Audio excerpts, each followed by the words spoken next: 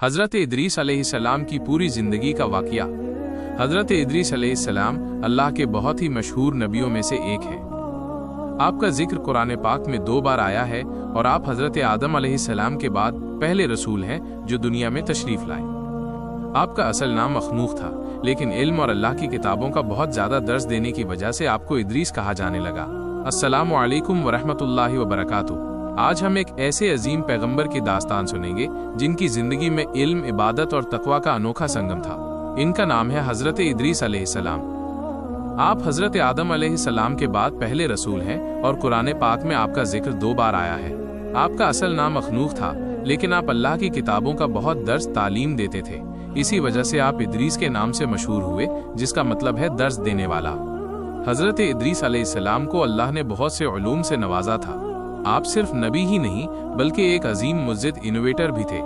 सबसे पहले आप ही वो शख्स थे जिन्होंने कलम से लिखना सिखाया। आज हम जो कुछ भी लिखते पढ़ते हैं वो हज़रत इदरीस अलैहिस्सलाम की देन है। आपने ही सिलाई का काम शुरू किया। इससे पहले लोग जानवरों की खाल पहनते थे, आपने कपड़े सिलने का तरीका बताया।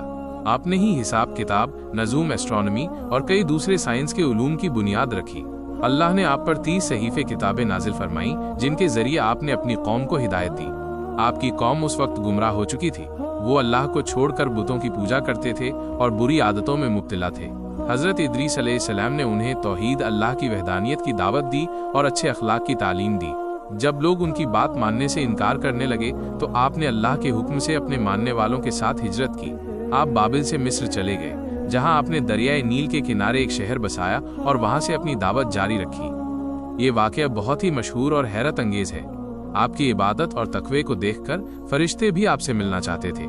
एक बार मौत के फरिश्ते हज़रत इज़राइल अलैहिस्सलाम एक इंसान की शक्ल में आपसे मिलने आए और आप दोनों में दोस्ती हो गई। जब आपकी इबादत और बढ़ गई तो आपने मौत के फरिश्ते से दरख्वास्त की कि वो आपको जहन्नम और जन्नत का दीदार कराएं, ताकि आप अल्लाह का ज़्यादा शुक्र अदा कर सकें। अल्लाह के हुक्म से फरिश्ते ने आपको पहले जहन्नम दिखाया और फिर जन्नत। जब आप जन्नत में दाखिल हुए तो आपने वहीं रुकने का इरादा कर लिया।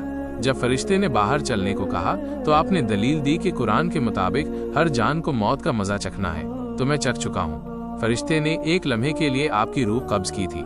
फिर हर किसी को जहन्नम के ऊपर से गुजरना है, मैं वो भी कर चुका हूँ। और अब जब मैं जन्नत में दाखिल हो चुका हूँ तो कुरान की आयत के मुताबिक जन्नत से कोई बाहर नहीं निकलेगा। इस पर अल्लाह के हुक्म से आपको चौथे आसमान पर जिंदा उठा लिया गया।